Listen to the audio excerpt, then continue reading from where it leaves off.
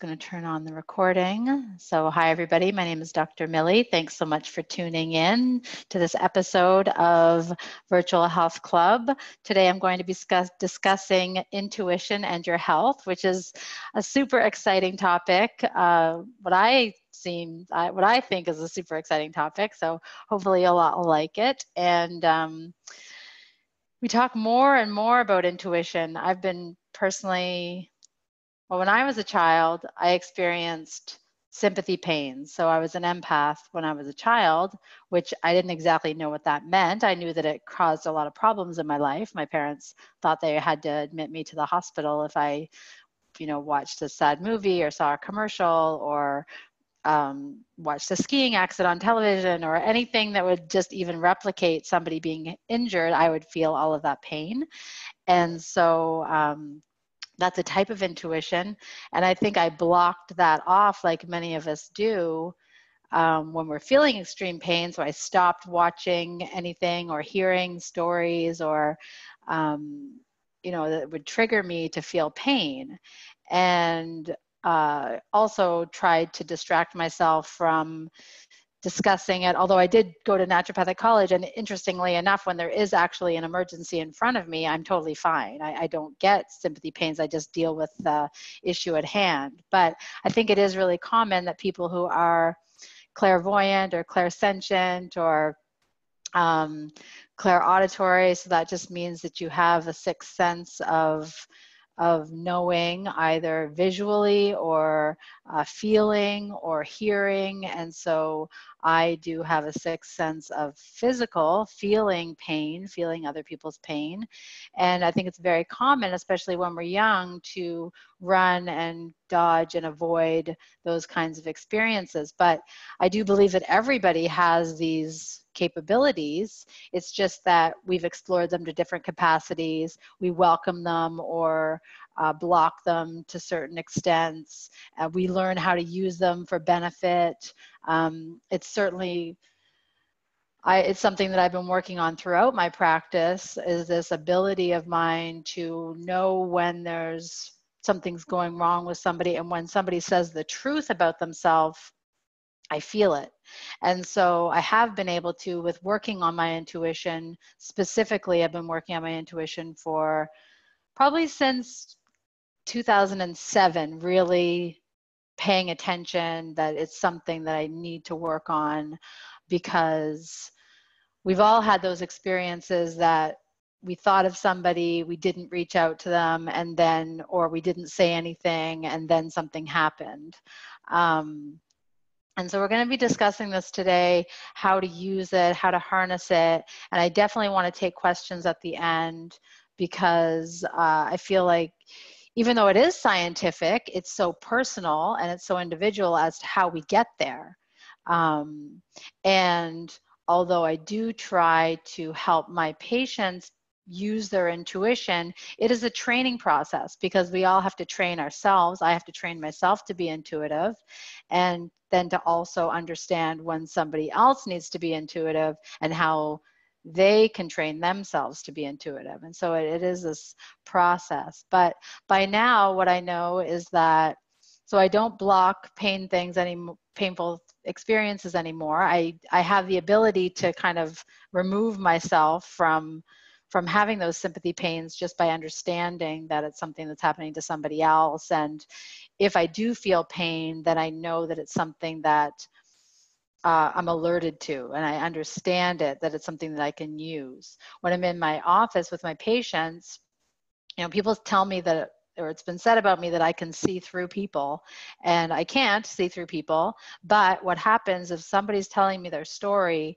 and then it's very true, or it's very emotional, or it's the crux of what their issue is, then I can feel it. It rings through me. So I've been able to transition the experience of feeling pain as something to avoid and something painful for myself, into being something that alerts me to that it's something important or something that I need to pay attention to.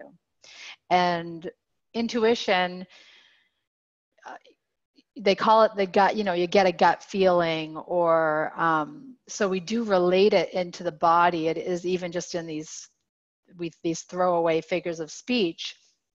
It's been incorporated into just language and expressions as something that is felt in the body. And I found that that is true. It is a physical, when you develop your intuition, it is something physical that you experience. Now, it doesn't have to be, I'm an empath, I'm a clairsentient, so I feel it. But some people hear things, some people just get knowing. I do get that too, like downloads, they call them, or you just all of a sudden know something. Some people see things. I don't really see things that much, like auras. People see auras, or people see, I work with somebody at Tornasol. She actually sees ghosts. She sees people transitioning. She sees things. I don't really see things, but but the knowing can become seeing, because I can see how something will unfold. Not exactly like a vision, like it's something appearing in front of me, but actually something that I can see will happen. If somebody's telling me something, then I can see how it could play out. And part of that is creativity also. So there is an interesting dynamic between, like, how do you know? How can you trust yourself? How do you know, is this, scientific? Is this something that's really happening, or is this something that I'm creating in my mind? And intuition is kind of all of those things. So I'm going to share my screen, and obviously, when other coaches are coaching, I'm moderating and I'm typing and things like that, and I'm making notes, but I'm not going to be typing and doing social media today while I'm doing it. So this might be something that I have to rectify over time, but I am just going to share my screen. And so if you need to take notes, however, I will also say that this kind of learning is something that it's best learned when you allow it to wash over you and allow it to sink in, as opposed to try to rationalize it, write notes, write it down so that you can read it later. So the learning process, if you're learning about your intuition, the best way to learn it, even now as I'm teaching it to you, is to let it sink in, let it surround you, let it seep into your pores or wash over you, absorb it somehow. So even if you wanted to have your eyes closed during this and treat it like a meditation, then you might find that that allows you to learn it better than if you're actually in student mode taking notes. So it's up to you, of course.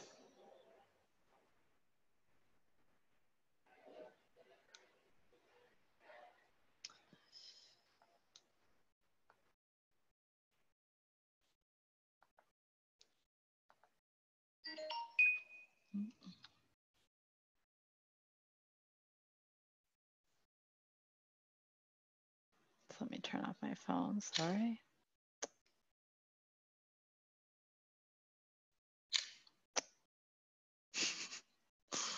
Sorry, I should have turned off my phone beforehand.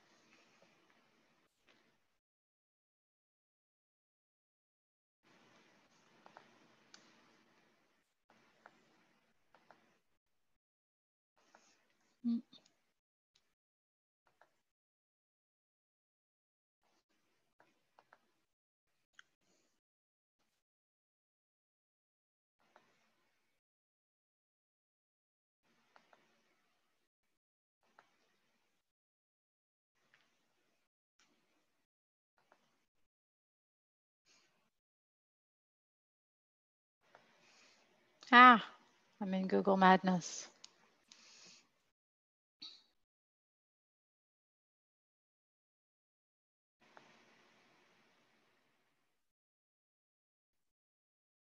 Okay, this looks fine.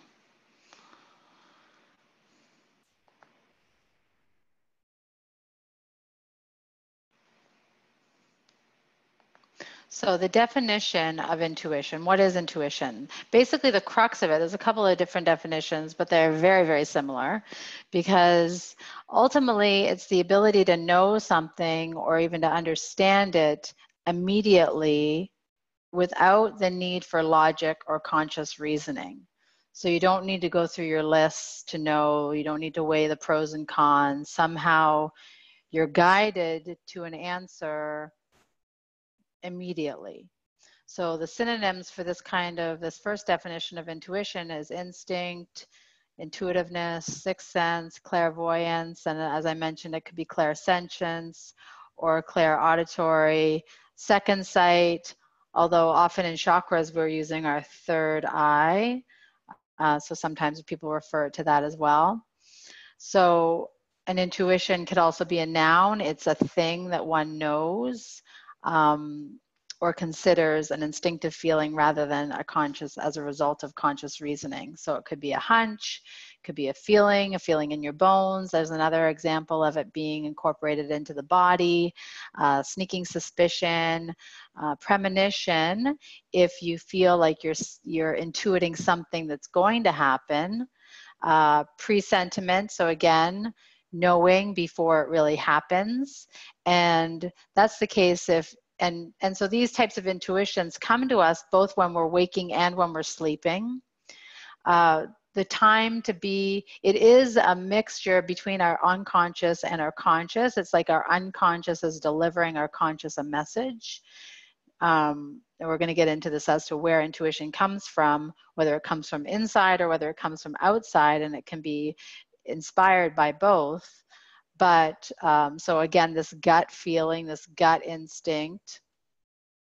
And I do like to think of intuition as an intelligence. And so is it an intelligence that is opposite to logic? Logic is, of course, math, 1 + 1 = 2. And weighing pros and cons and making the best decision in terms of risk versus reward, whereas intuition kind of defies all of those principles and just informs how you feel about something. It is different than emotion though, because emotions are passing. Emotions are related to specific feelings, happy, sad, scared, which emotions can inform our intuition, definitely, because they can be part of our spidey sense, the emotion. But emotion itself is a fleeting response, whereas an intuition is long lasting. If you have an intuition about something, you don't change how you feel, you don't change your mind. And so Albert Einstein apparently said the only real valuable thing is intuition. So I've got these quotes throughout this presentation because it also crosses with art and poetry, and intuition as a place and as a topic where we can merge math with physics, with art, with poetry, with reason, with decision making, in order to make sense of it. And really, whether you're mathematically minded or whether you're art minded, intuition can apply in the same way and be just as valuable. I don't think intuition is any better explained by science exactly, or physics, than it is explained through poetry. And you can disagree with me if you like with this, but it's certainly up for debate.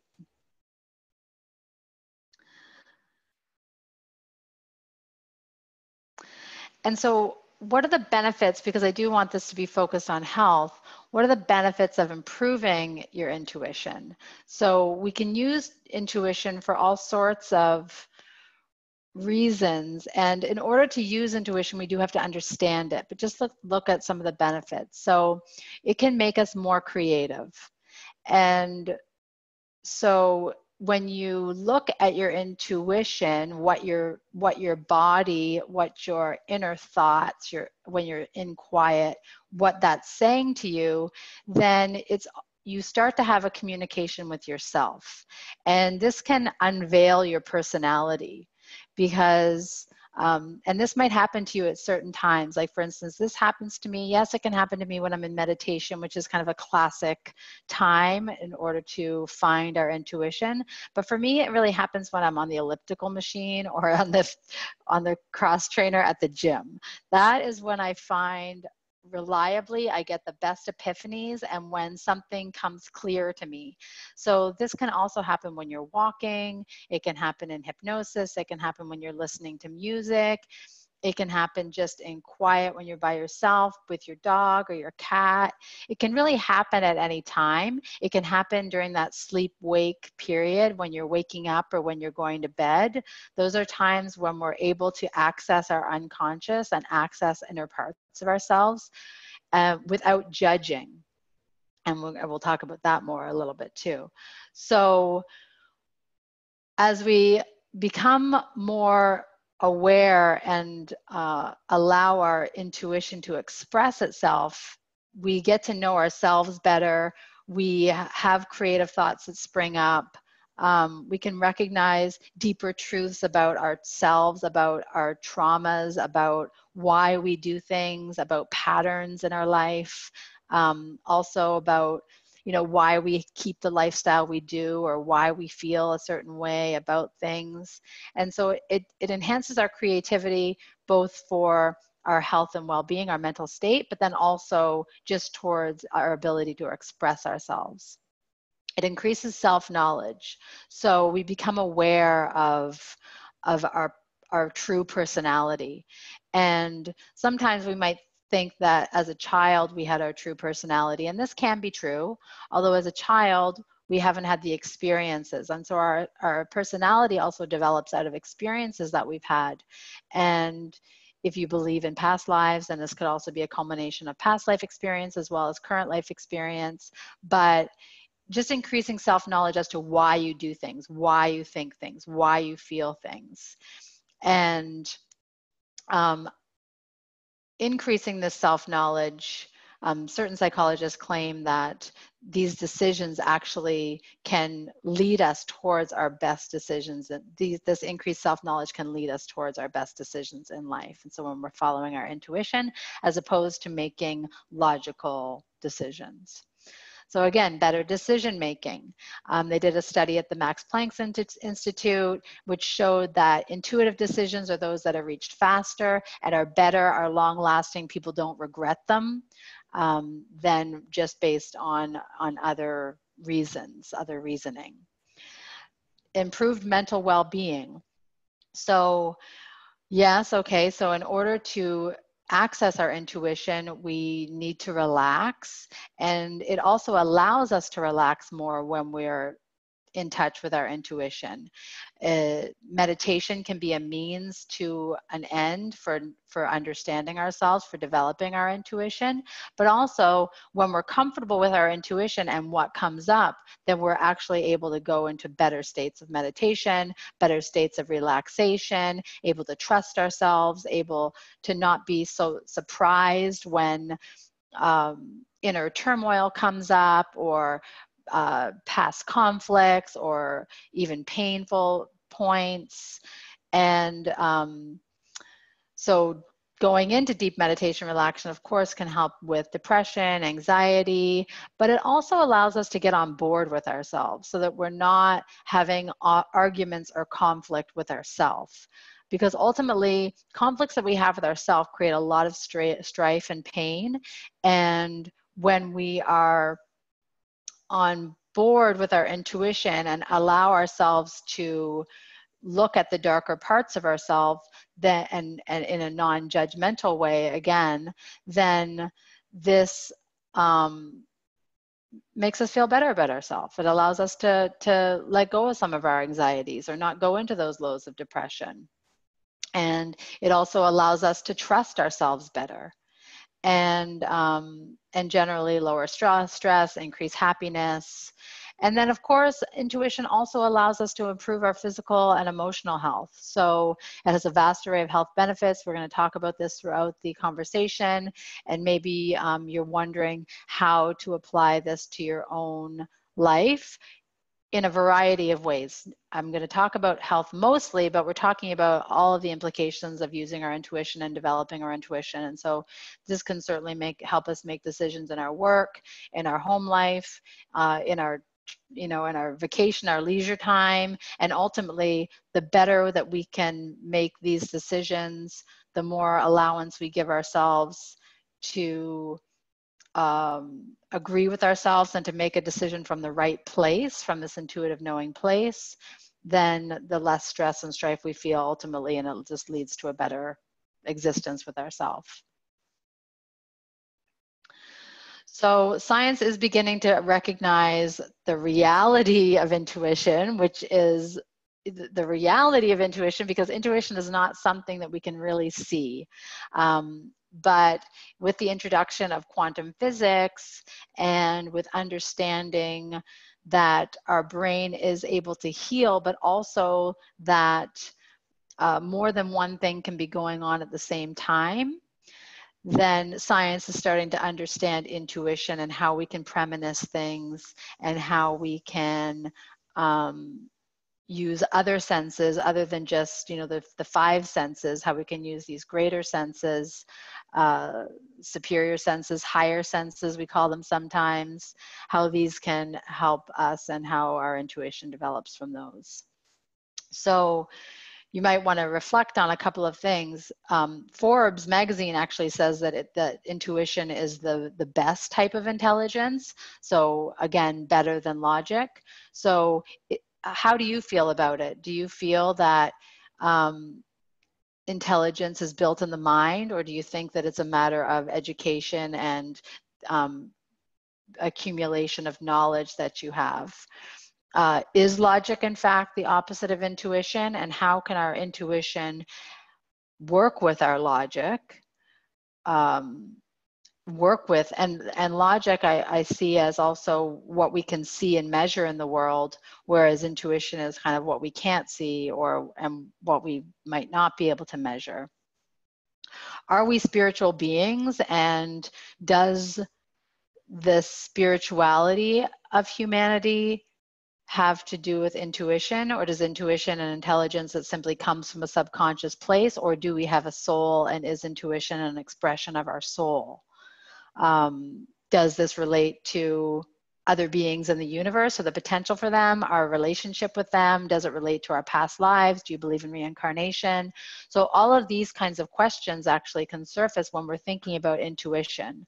And does our soul survive our body when we die? And is this something that actually outlives us? Do we outlive ourselves? So a whole lot of questions in regards to religious beliefs, spiritual beliefs, scientific understanding, universes, parallel universes, come into question when we're really exploring intuition. And interestingly enough, this is also kind of how science explains it, because science explains intuition, in this post-material way. So the fact that quantum physics allows for particles, so two of the same particles to be in two different states at the same time, so vibrating on different planes, for instance, being here on Earth and then yet light years away. So the same particle could exist in this time and space and then also coexist in another time and space. So it's difficult for us to even wrap our minds around how this could be true, but if we allow ourselves to accept the concept that intuition has to do with this, and that our mind can be somewhere else and also here, or more than our mind, our unconscious or our soul can be somewhere else and be here at the same time, if we can accept these concepts or accept these principles, then we can also broaden our horizons as to how we incorporate intuition and what we think this can bring us, into our current everyday, life here on this material plane. And I am not an expert in quantum physics. but certainly you can get a college degree in quantum physics now, which is understanding the immaterial aspects of science. And when I was raised, science was definitely very material. There were no, particles could be measured in atoms and electrons. Even if you couldn't see them with the naked eye, they were proven to exist, but they would only exist in one time and place at once, not in two.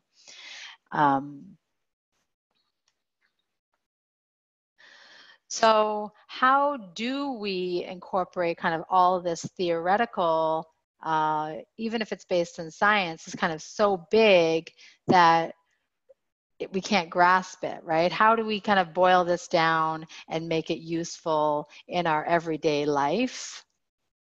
And so the next few points, this is probably the most meditative part of this talk, although we are going to do a little bit of journaling at the end. We'll do a journaling exercise. So if you do want to be in a meditative place right now, then I welcome you to be there. So the best way to receive your intuition or your inner knowing is to sit with your feet flat on the floor, or to lie down in a comfortable place, your hands facing down in your lap. You can be in a lotus position if you want to, but you don't have to be. You don't have to be in a yoga position in order to be receiving messages.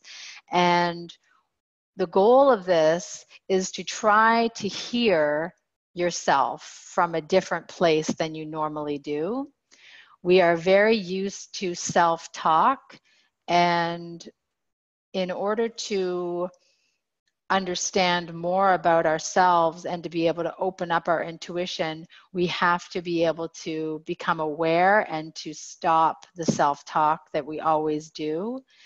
And as we open up our intuition, we can become more aware of where our own self-talk comes from, how we're using it, what purpose that is serving us, whether it's harmful or positive, so that we can cut through the noise, so to speak, and have the best self-talk that we possibly can.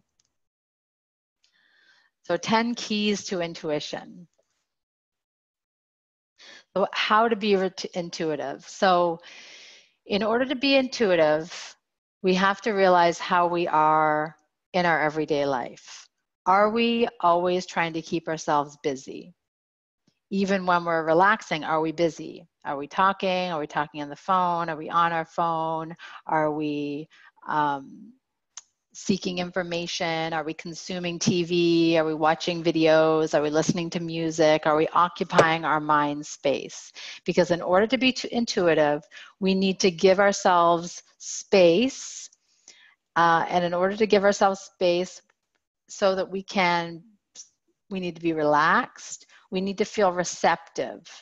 And receptivity is very important, because skepticism, while skepticism is also important, it's, you have to be discerning of things, but this, when you're working with yourself, we're really just working with ourselves and experiencing what our minds can tell us and how different we can feel opening up our intuition.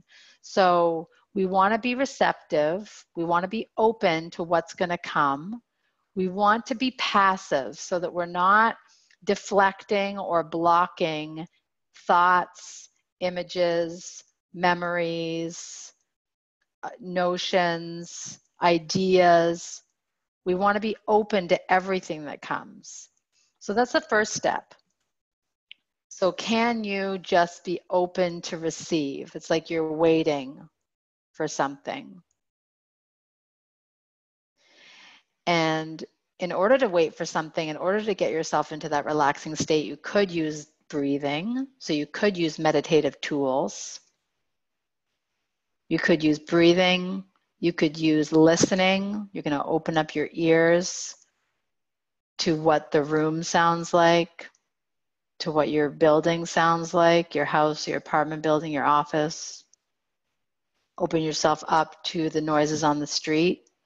Open yourself up to the sounds of your city. Open yourself up to the sounds of the continent. And can you stretch your ears to listen to the sounds of the world, the sounds of the universe.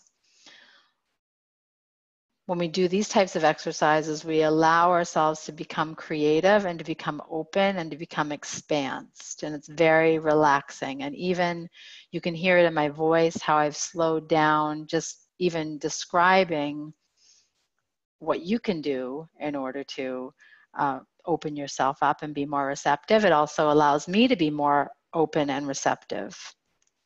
And so in my own practice, especially for the health coaches listening, as I work more with people on being open and receptive, I also become more open and receptive and aware of my own intuition. I wouldn't have gotten this way, I don't believe, if I hadn't been helping other people go through the process.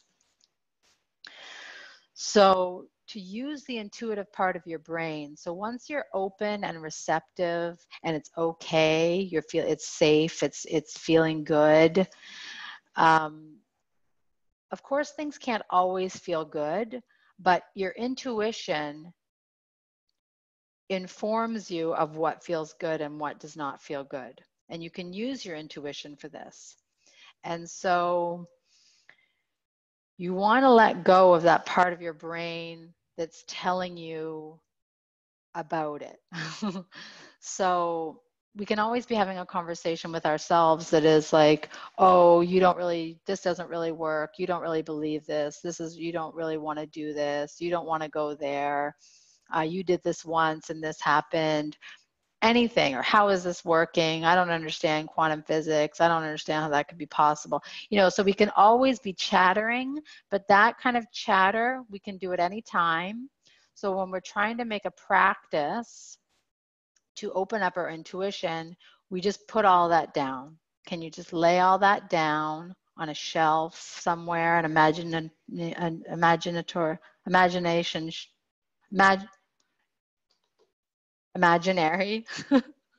See, I can't even find words. I'm in this relaxed state. This imaginary shelf, so that you're putting everything down so that you're not judging what you're about to receive.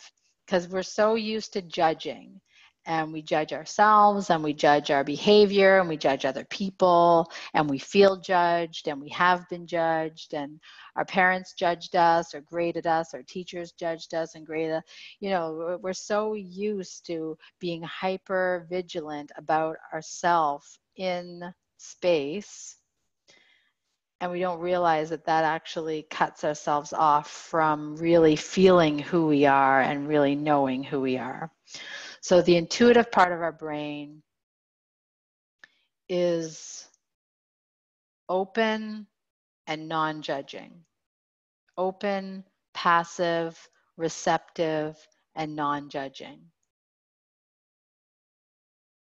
When I put people into hypnotherapy, or if we're doing hypnotherapy, or even if you're doing a guided meditation, this open place, this open, receptive, passive, non-judging place is where you need to be in order to go to those imaginary lands or go somewhere. So we can do it ourselves and actually not go anywhere, and not force anything and not be guided, and just kind of hang out there and see what happens.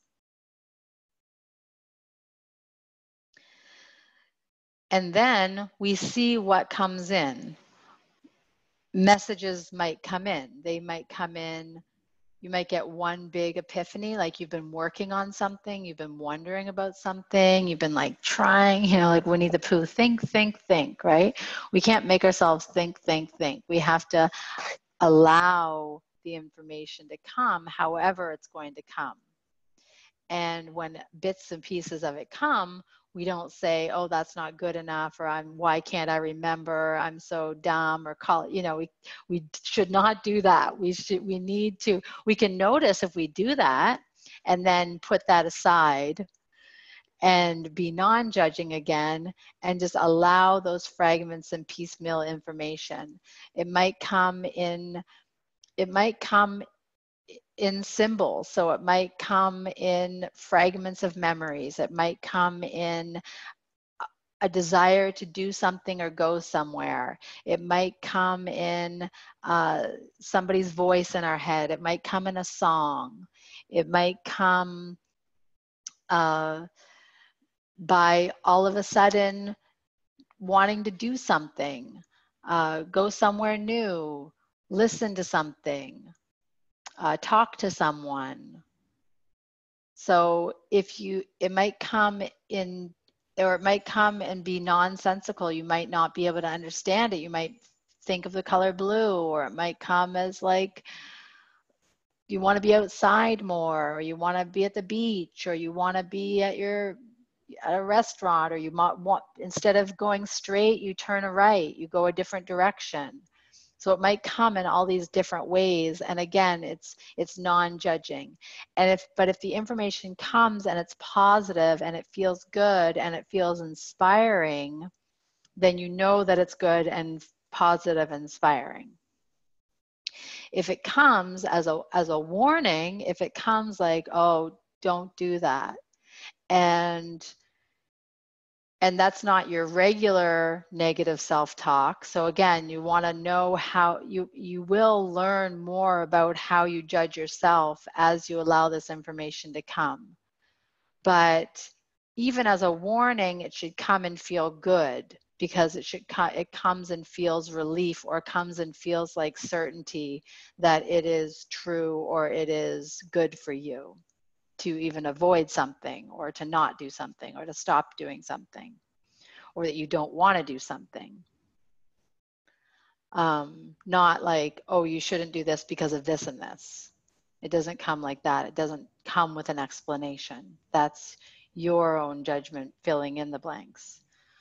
So, and practicing your belief about how the messages come, how the intuitive messages come, is part of the process. So let's say I thought about my friend Julie, and it's like, oh, I haven't thought about Julie in a long time. I should call her. And then I don't call her. So I'm aware that I'm getting this intuitive message. Julie is popping in my mind, even though I haven't talked to her in 15 years. Julie's popping in my mind. I don't know why Julie's popping in my mind, because I don't have that information. The only information that I have is that Julie popped in my mind, and she doesn't usually. And so then if something happens like, oh, Julie popped into my mind, and then I make a judgment on that, I should call her. That's a judgment that comes from her having popped in my mind. So then do I follow my intuition and call her, or check in on Julie, or ask somebody about Julie? Or do I ignore it? And so you can practice this when these things come. The more time you spend allowing this information to come, and then of course it's up to you, using free will, to follow what comes in, or to not follow what comes in, to not follow what your judgment is on it, or to follow it, and then also to see what happens. So that's really how I started. That's how I decided I am going to pay more attention to my intuition, because I would think about somebody, or I would think like, oh, that person's going to get into an accident, or that happened a couple of times. I should check on that person.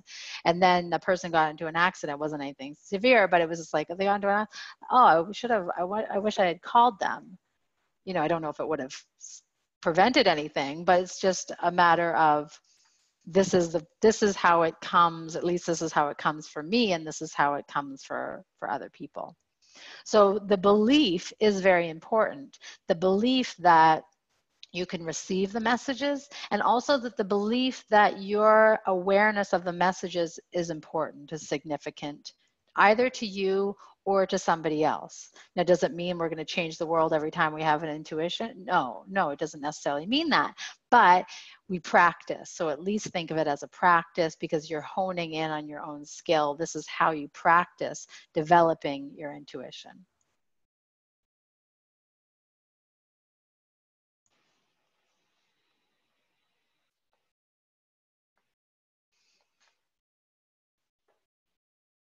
And I put these 3 drawings because they're all so similar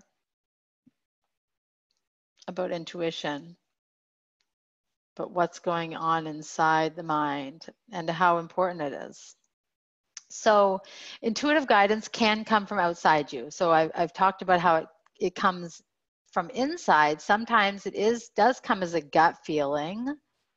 Your gut, wherever that is it actually coming from your stomach or your intestines? Is there something like you have a knot, or you have butterflies, or you have chills? Or when I get something, a very strong intuitive impression, it comes through me like electricity. I used to say it was chills, but it's not like the chills of being cold. It's very strong electricity, and it doesn't hurt me. It used to hurt, but I've reworked it so that it doesn't. And so how it comes to you is personal. And so the belief in what it means when you get these sensations, could they be random? Yes. But if you believe that they're not random and that they might be telling you something, then you pay attention to see when it happens, why it happens, if it means anything to you. And it's highly personal.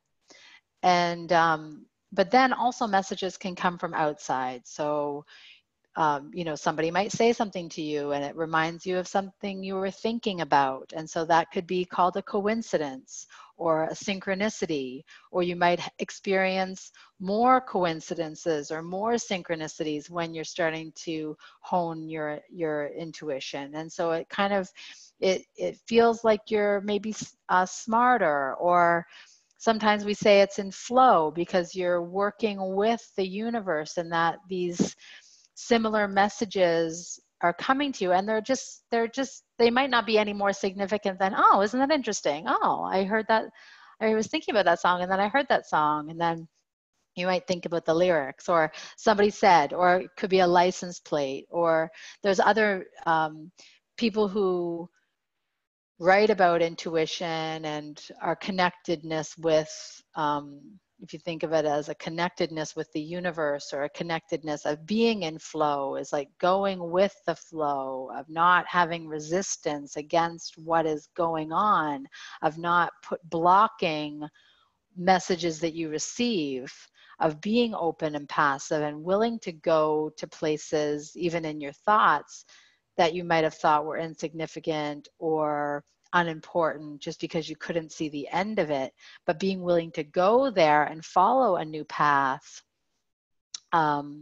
might bring you somewhere that you wouldn't have gotten to if you didn't pay attention to it. And so this is like allowing your life to happen organically, allowing your life to happen in with using the energy, or using the energies, or the metaphysical, or God, or source, or the angels, or however you want to think about it. And so the reason that I started this was because sorry,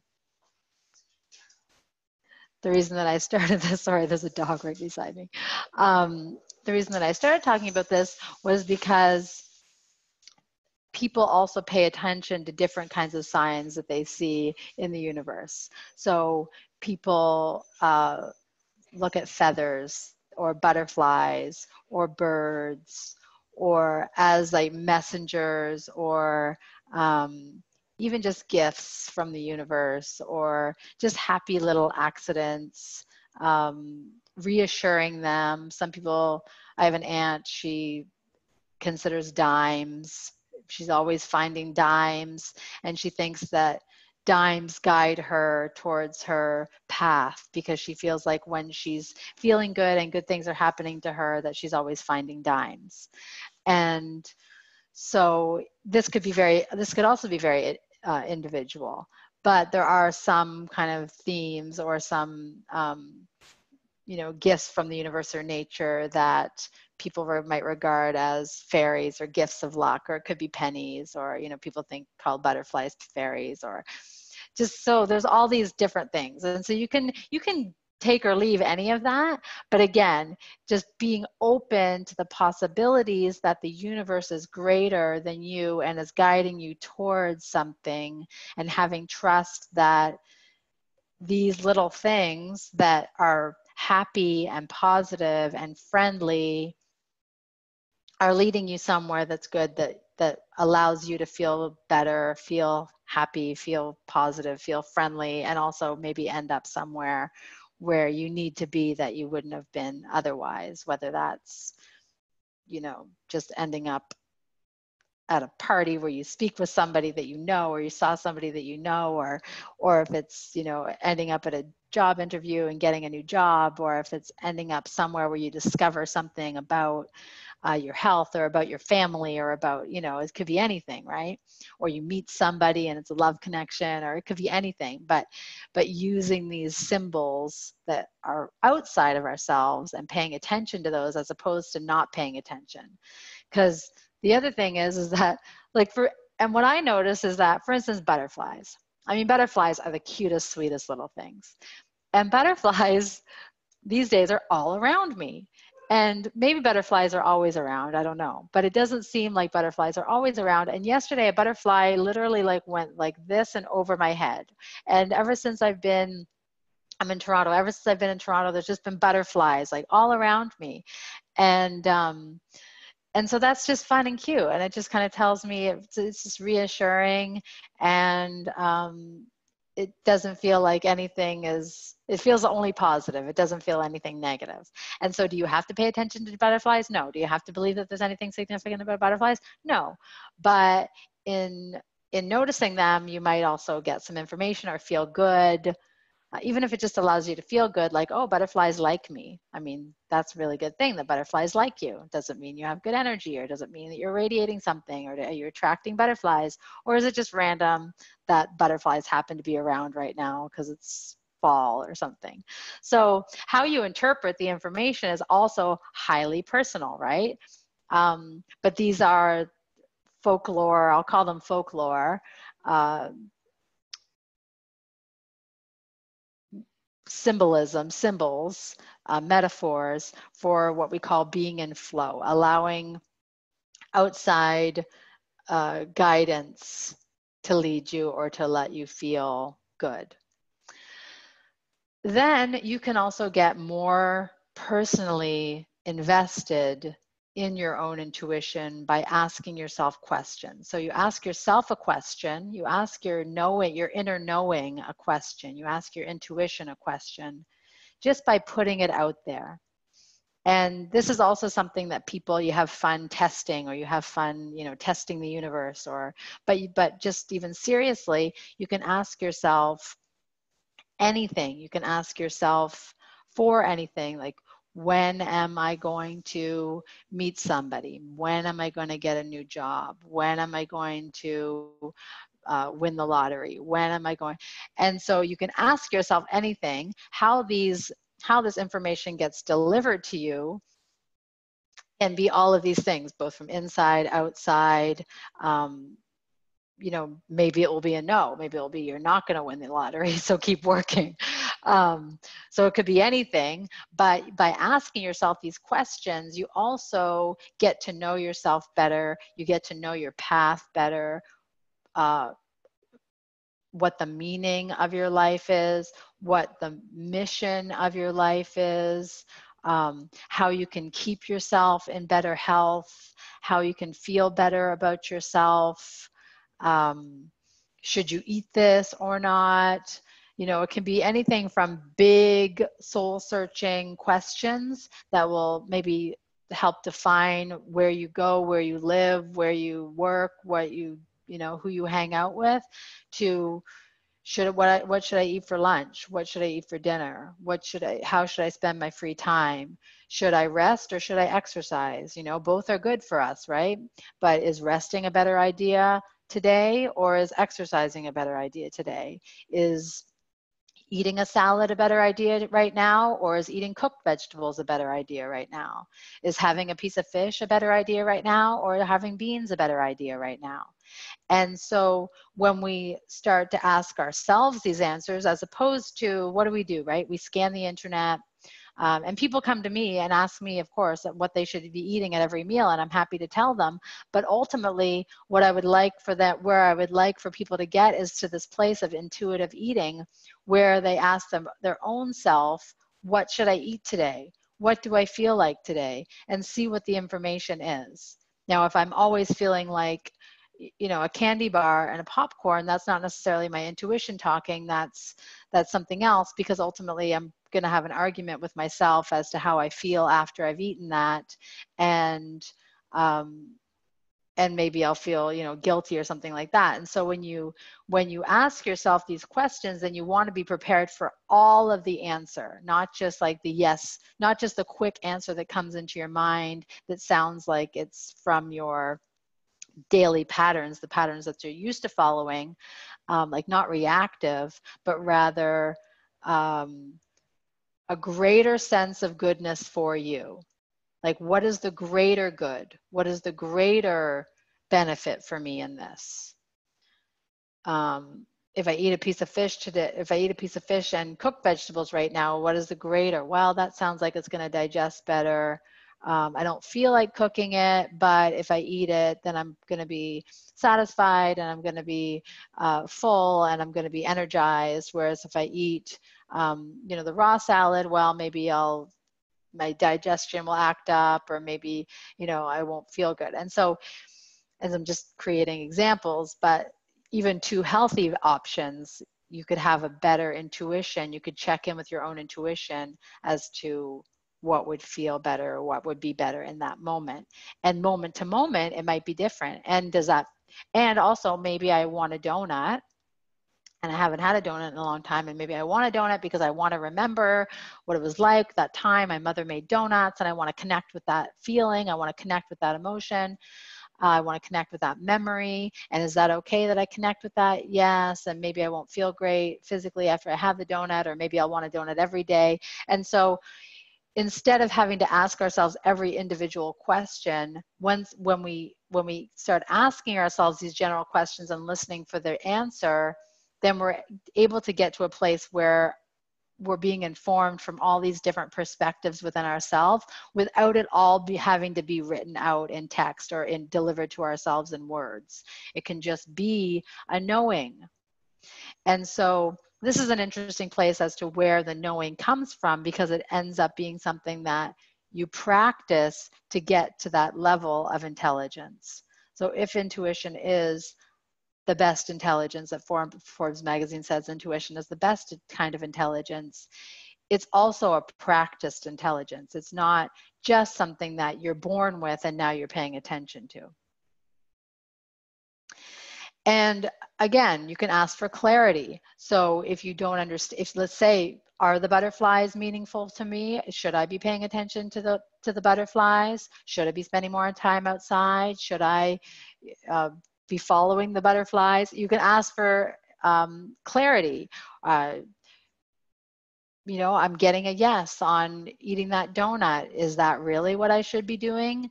And then, or you can be, what does it mean that I want to connect back with my mother when, you know, this time that my mother made donuts when I was 8 years old? What does that mean?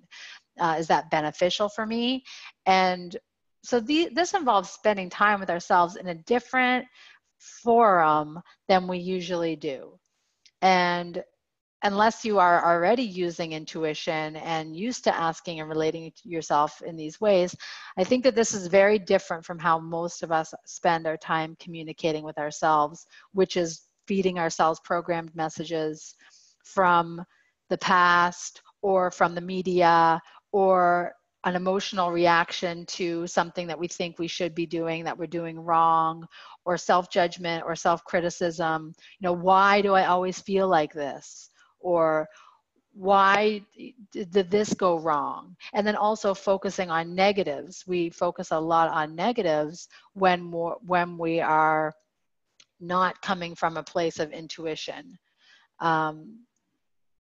So you can ask yourself negative questions. You can ask your intuition, why am I always unhappy? Why am I always sick? Why am I always sick on Mondays? And you can listen for that answer to come. Now, sometimes it comes immediately and sometimes it doesn't. Sometimes you have to continue to ask the question and also continue to listen for the answer.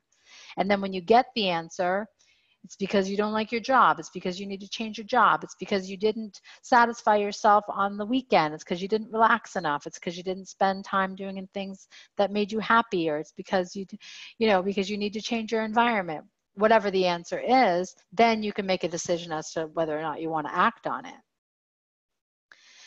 And it is important to let go of all of these pre-programmed messages that we've been feeding ourselves, or judgments by which we've been trying to hold ourselves to. Now, these could be religion, these could be parental, these could be what our last partner thought of us or told us. This could be like abusive information. This could just be self-criticism because of fear, because we don't want to put ourselves out there. This can be trauma. It can be we could be holding a whole lot of impressions about ourselves, judgments about the world, fears about the world. We could be locked on to a lot of self-doubt, self-criticism, fear of rejection, poor self-esteem, that's actually controlling what we do on a daily basis, what we eat on a daily basis, that's in our worst interest, that's not in our best interest.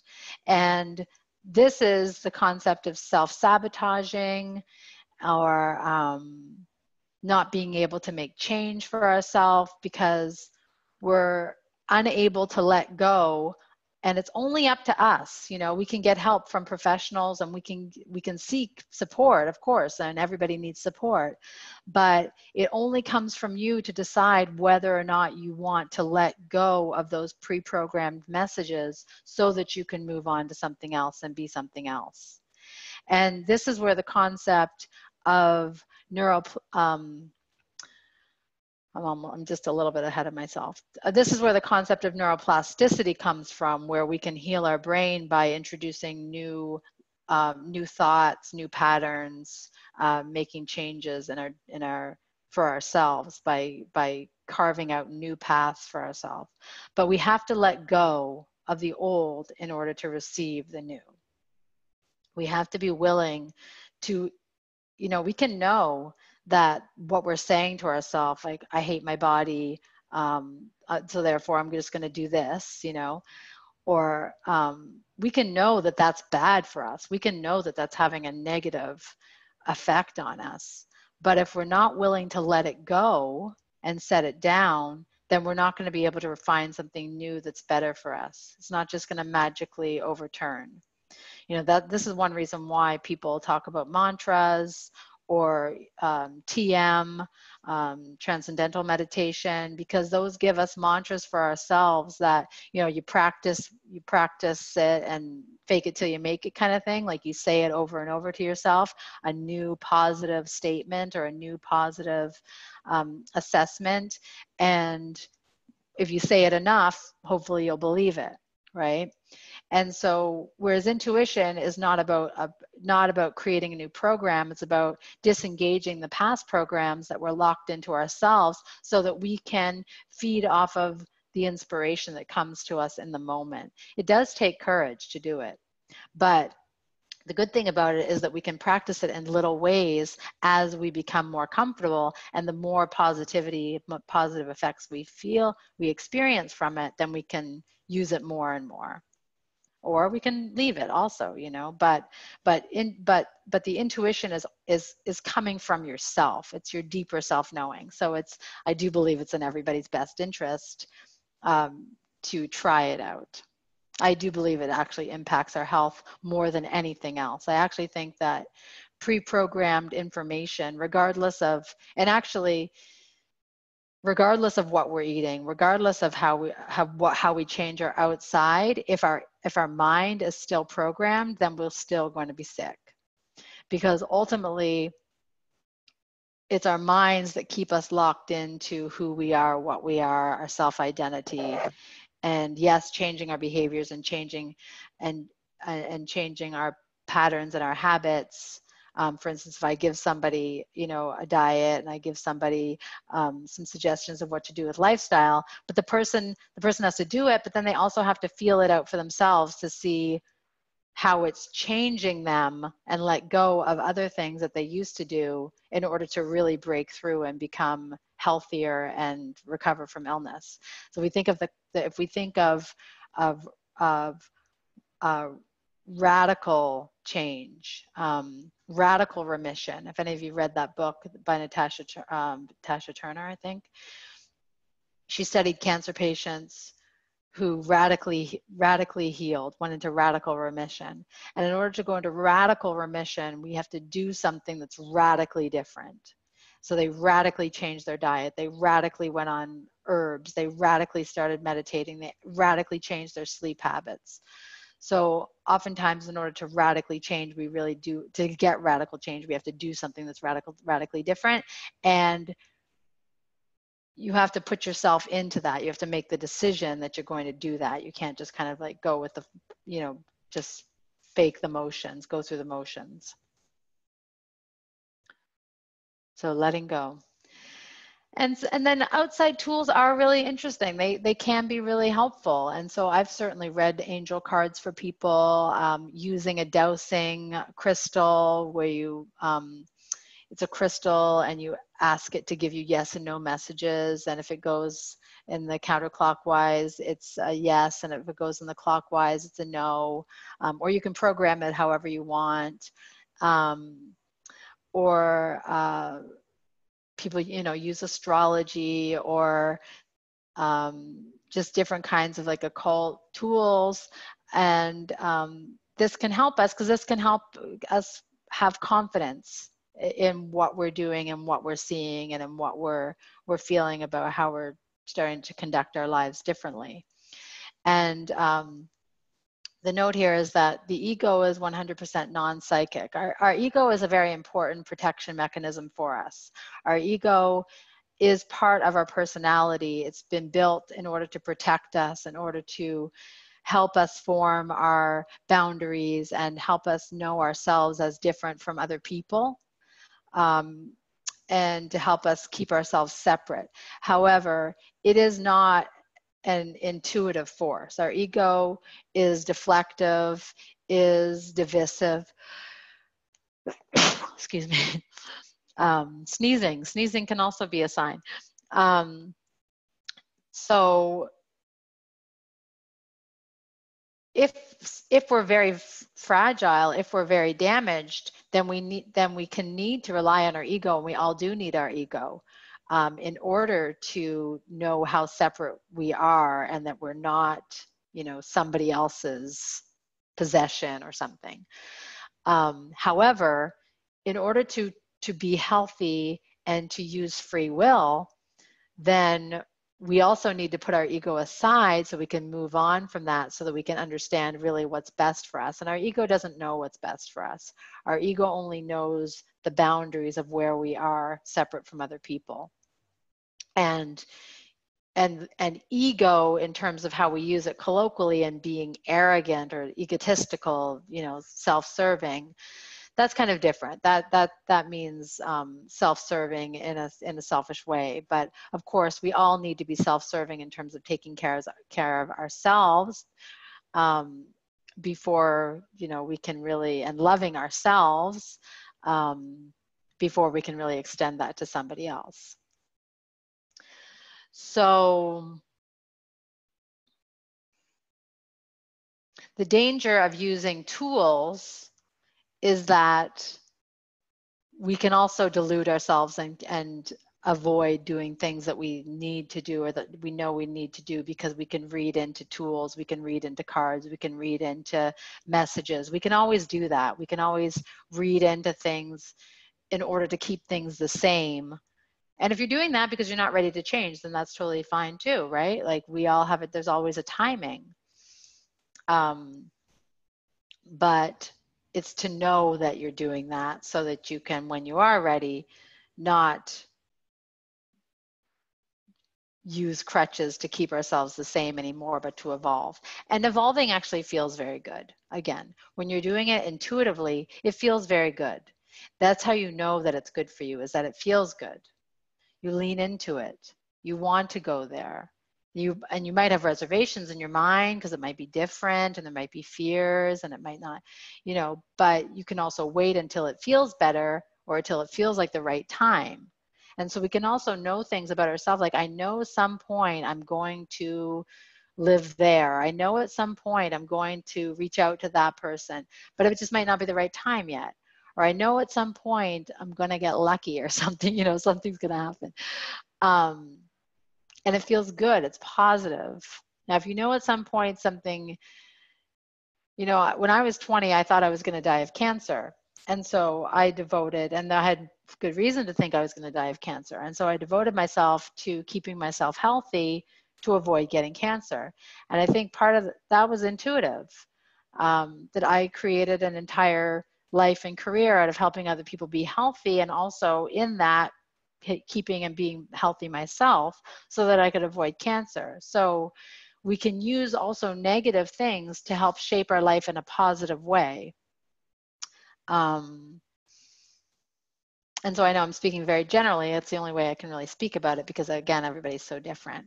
And so a test that you can use is you're in a restaurant that you've never been in before. You're in a building you've never been in before, and you want to know where the bathroom is. You need to go to the bathroom. And so you can ask yourself, where's the bathroom? And this is a very, don't wait until you're about to have an accident or anything, but this is a very safe and practical exercise that you can use that allows your participation. So it's called open participation, and you can use open participation for yourself in order to get answers. And this is probably the best way that you can implement your intuition. How to use your intuition is to start using it in practical everyday ways. So next time you find yourself, or if you want to go to a coffee shop or a restaurant or something, and where is the bathroom? You ask yourself where the bathroom is, and then you just feel it out. And you see how you're where you're led. And if you're not led to the bathroom, if you're led to the kitchen, well, that might mean something. It might mean that your intuition is not practiced. It might mean that you needed to go to the kitchen for some reason. And so also don't judge what the result is, but then also do it again, practice it again. The next time you're somewhere, you want to know where the bathroom is, you use this example, where's the bathroom, and then you go there. And so you can do this about your meals also. I highly recommend you doing this with your meals on a daily basis. What should I eat today? What should I eat right now for breakfast? And then you allow answers to come. And maybe the answer will be, and you also have to filter out what your judgment is. Well, you shouldn't eat this. And it's like, okay, if I shouldn't eat that, where's that coming from? Is that coming from my ego? Is that coming from judgment? Or is that coming from self-love? Is that coming from intuition? So the intuition should give you helpful answers. Well, I should eat oatmeal, or, well, I should eat, here I am in an airport. What should I eat for breakfast? And I have these are my choices. And your intuition really knows your surroundings better than you, better than having to go, check out the Chinese, the McDonald's, the pizza, the Greek place. Your intuition is like, well, you should have protein and salad for breakfast, and be like, oh, that's weird. I don't normally have protein and salad for breakfast. But then you can seek out protein and salad. Even if it feels like something that's strange, but your intuition is telling you, and to practice how that feels to eat according to your intuition, meal to meal, snack to snack. I'm hungry. I need something. And maybe your intuition will say, you're not hungry or thirsty. Did you have water?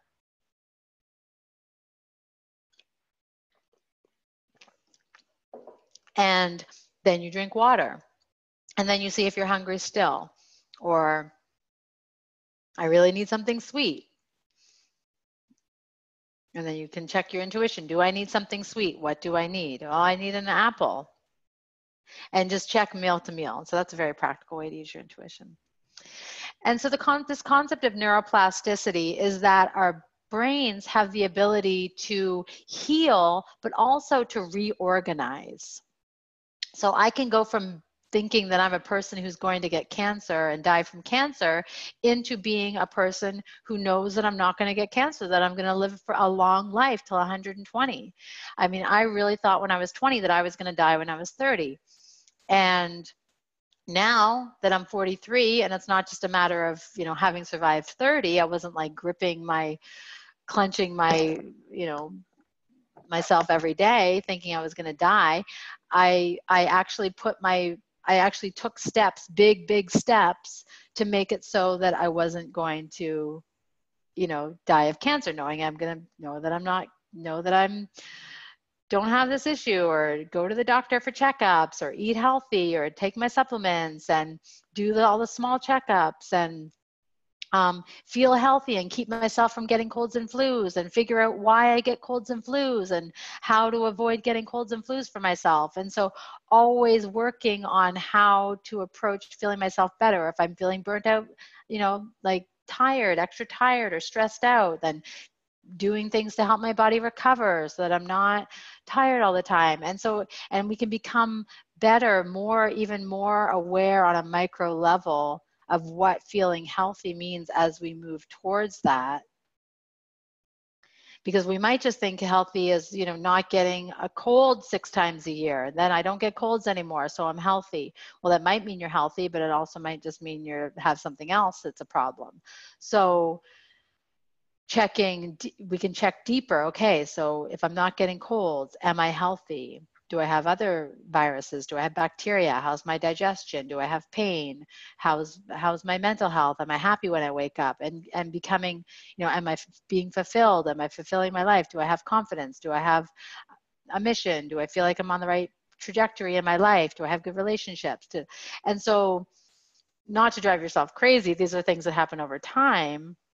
But your concept of health changes as you move into a more intuitive type of healthcare.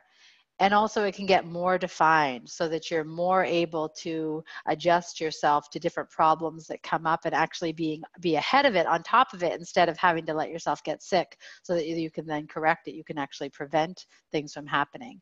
And this starts in the mind. This starts in reorganizing our mind and how we conceive of ourselves. I don't conceive of myself as a person who's going to you know, die of cancer anymore. Now I conceive of myself as a person who's going to live a long, healthy life. And have I ever had proof in either direction? No. I mean, I've never had cancer. And I mean, I survived 30, but I don't have proof that I'm going to live till I'm 120. It's just something that I believe because I've worked at this being my identity, and this being who I am, and you know, this being my destiny, essentially. And we're working on something about ourselves every day, whether or not we're actually working on ourselves in the negative, or whether we're working on ourselves in the positive. And the whole concept of neuroplasticity is very much entwined in the self-help sphere, and the mind over matter sphere, and motivational speaking, and those of us who participate in this strong belief in intuition that we can change our brain because of quantum physics, that allows us to create reality from our thoughts, and to change our thoughts from working on ourselves in these subtle ways. Dr. Bruce Lipton wrote the book, The Biology of Belief. And it's a very, very interesting book where he does studies to show that cells change based on different thought environments. So the vibration of cells and even our genes at the genetic level behave differently, whether somebody's in a stressed out home, or if somebody's in a happy home, or if somebody has a stressful event happen, or if somebody has a happy event happen. And even so much so that identical twins are no longer genetically identical after the age of 9 years old, because their personalities and life experiences shape how their genetics behave, that creates a different person, even genetically, moving forward. And so thoughts are things is it's a term, phrase that was coined by Bruce Lipton in response that we can change our reality, even our physical reality, our physical health, by changing the way we think. And in order to change the way we think, okay, yes, we can do mantras, but we can also pay attention and delve into our own intuition and get to know ourselves better in these positive ways, paying attention to these subtle cues that we give ourselves and working on it always being more positive and more beneficial for ourselves. So, for instance, just examples of patients who have used it for positivity.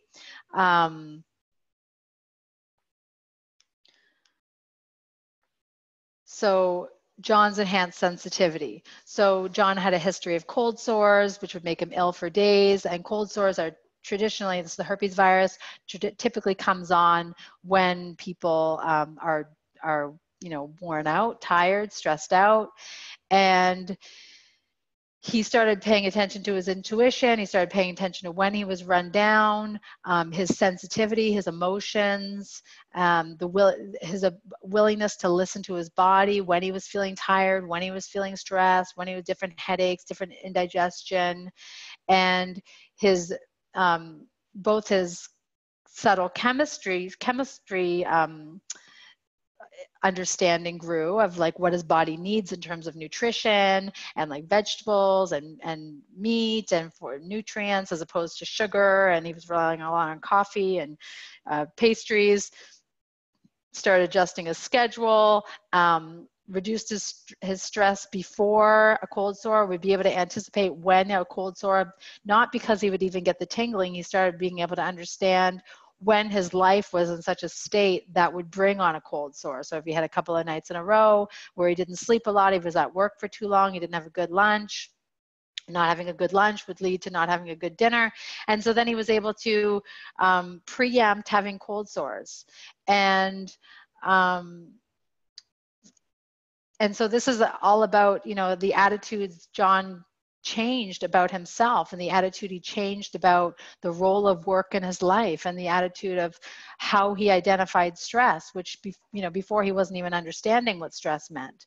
And so all of this meant that he was getting less cold sores. And cold sores, of course, also when we get them, first of all, it means that our immune system is low, and then it also makes our immune system lower. It makes us more susceptible to other viruses. It also makes our confidence lower. There's an emotional aspect of having a cold sore. It's embarrassing, it's unsightly, you feel different, you feel like rejected by other people, but also the emotionality of cold sores is that it's people who have poor boundaries you can't say no. All the herpes viruses have this emotionality. And so the lesson that John learned was that developing the skill of listening and being sensitive to his body cues helped him overcome health challenges and, even prevent a health condition that he was suffering from very acutely. Another patient, Jane. So Jane was a very outdoorsy person, loves camping, canoeing, and she started having dreams. So this came to her differently, whereas John's was much more about changing his lifestyle and learning from changing his lifestyle and the positive effects and the rewards he was getting from that. Jane started having dreams. She started having dreams of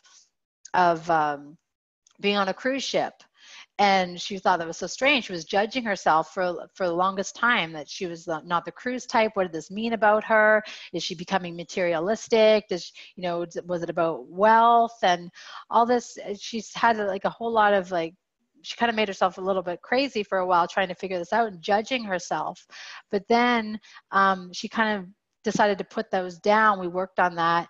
And then she realized that she really needed to be not taking care of people, that she had felt like she had been taking care of people for 30 years or however old her kids were, or her husband, however long she's been married, and how she was judging herself about being a person who needed to have somebody take care of her. And when she stopped judging herself for that and just really identified that she really needed care, somebody to care for her, then she decided to first she decided to go on a canoe trip without her children, and she really enjoyed that. And then she just like started working on it, working on it much more full time as to how she could get the feeling that she was being cared for and also taking care of herself, which she stopped having these dreams, and she had a better relationship with her husband. She just felt much more light in her life. And so this was a much more kind of subtle experience, but it was allowing her the subtle messages of her dreams to come to her and improve her life. And so how your lifestyle choices can improve your intuition and ultimately your health. You want to cherish time in quietude. So this is a bit of a recap, but you want to do things that you like, not things that you should do, but actually spend time rejuvenating yourself in as an atmosphere that you like. And it doesn't require going anywhere necessarily. It might just require going to the park or being in your backyard or being in your bathtub. Find a physical activity that you enjoy, try to do it regularly, but that you enjoy, not something you think you should do. And so again, it's a lot about letting the shoulds go. Something that makes you feel good. It might just be getting outside. It might not be, or it might be, I'm a very much an outdoor person, but actually I said that my best epiphanies come when I'm on the elliptical. And so I try to make the elliptical, a couple times a week now, because I really love the effects that it has on me. Not that I consider myself a gym person. I don't consider myself a gym person, but I've let all that go because the benefits of it are so much better for me. And making a conscious decision to sleep, relax when the body needs. So many people, especially people who are chronically ill, push themselves. They push themselves more because they're judging themselves. I shouldn't be tired right now. Why am I tired? I had 10 hours of sleep. I had 8 hours of sleep. I didn't do anything. I shouldn't be this. But instead of doing that, it's like, okay, if my body tells me I need a nap, I'm going to take a nap and give that to myself instead of having an argument with myself and judging myself. And then, of course, nourishing your body with good food. If we're eating, some people say, even if you're eating meat, and I'm not going to say eating meat is bad for everybody, but even eating meat, the cow itself has its own soul, and maybe that we take on the energy of the cow, right? And so we want to eat the simplest food, the easiest food to digest, the food that feels the best for us, feels the lightest, but also satisfies us, whether it's high in fat, whether it's got a little sugar. But, obviously we need to balance our diet with vegetables, but meal to meal, you can have the freedom and the flexibility to eat what you choose if it makes you feel good, and it's starting to form those connections as to what food makes you feel good, satisfied, nourished, full, sustained, and all of the benefits that eating that good food has on your mind and well-being and further choices. And so it's a matter of making a food choices also not from what we should have. I should have this, but I really want that. Well, then have that and see how it feels, right? So once you eat the food, it's not over. The journey's not over. It's about how did you feel when you were preparing it? How did you feel when you were eating it? How did you feel when you ate it? And how did it sit? How did it digest? What does it make you want the next meal? And kind of incorporating your food into your overall lifestyle and your overall enriching and nourishment, both physically as well as energetically, is so important. And then your mind, notice, catch yourself. Like, are you running through negative thoughts? There's negative thoughts about yourself, criticisms about yourself, about other people, fears, worries about yourself, guilt, what you should be doing.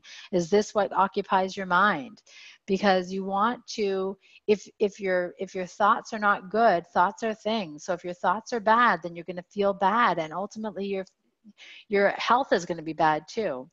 So you want to feel very precious and selective about what thoughts you allow to run through your mind. And if negative thoughts are running through your mind, you want to disrupt that with allowing, with giving yourself more space, being easier on yourself, being more flexible, being easier on other people maybe, depending on what the situation is, so that your thoughts are actually helping you achieve and feel better and accomplish more and be more yourself and connect with yourself on a higher, deeper level.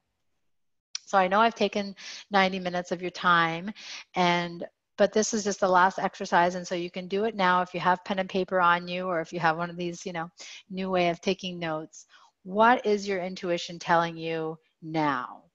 After being immersed in kind of this intuitive place, hopefully receiving this over the last 90 minutes, what is your intuition telling you now? And how do you know that it's your intuition talking? And so I've given you some techniques to use, and another thing another way to phrase the question is, what do you want? What is making you feel good? These are other ways to phrase the question as to what your intuition is telling you. Are you inspired to do something? What is it? So there's many different ways to phrase this question, but what is your intuition telling you? And you might want to take 5 at the end of this session to kind of tune in and listen. I do want to take questions if anybody has questions. I'm going to stop sharing the screen. So you can type, or you can raise your hand. Yes, Cindy. So thank you for this. I'm super interested in this, and I feel like I'm making a lot of life changes myself, and I'm trying to tap into what that means and pay attention to my intuition. So I'm totally on board, and I appreciate everything you're saying. It resonates. But there's sometimes when I get caught up, because as much as I try and listen and ask questions and formulate the right question and maybe ask it again and ask for signs and all these other things, sometimes still my intellectual mind fights that. I don't know if fights it is the wrong thing, but then comes up with all these other rational reasons why I should do something else. And so sometimes I'm not sure which way do I go. Do I listen to my intuition? And is that really intuition, or was that just a fleeting thought that came up? Or do I listen to everything that practically says there's another way? So I realize that sounds a little bit vague, but it's sometimes like knowing what's that fine line of the intuition is the way to go, or maybe it's just an idea, and all these, like this mountain of practical things makes a little bit more sense for where you think that should go. So it's discerning. Yeah. So, I'm not going to say that there's no risk in following your intuition either. And especially if it has to do with like our livelihood, or, we can be doing one thing that's very practical and that's working, and we can be wanting to do something else, which is completely, risky and don't know if it's going to work. And so we do need to prioritize in that moment what is better for us overall. But if it's your intuition, then it's going to keep coming up, right? So if it's your intuition, it's going to keep coming up. You're going to keep knowing this is something that you want to do, and it actually will become stronger. And when it's the right time, you will likely, if you're paying attention to it, jump on it, take the opportunity, or at least add it to the list so that okay, right now I have to do these things, but this is something I really want to do. So I'm waiting for that window up of opportunity that it comes in, right? Yeah. So whereas if it's just a fleeting thought, like, if you know yourself to be impulsive, for instance, and this is just general, if one knows himself to be impulsive, then that's also something to know about oneself, that, okay, every thought that comes into my mind, I shouldn't follow that, because I've learned that that's not, that hasn't paid off for me in the past. So you do also want to incorporate that into your overall understanding of yourself. Mm-hmm.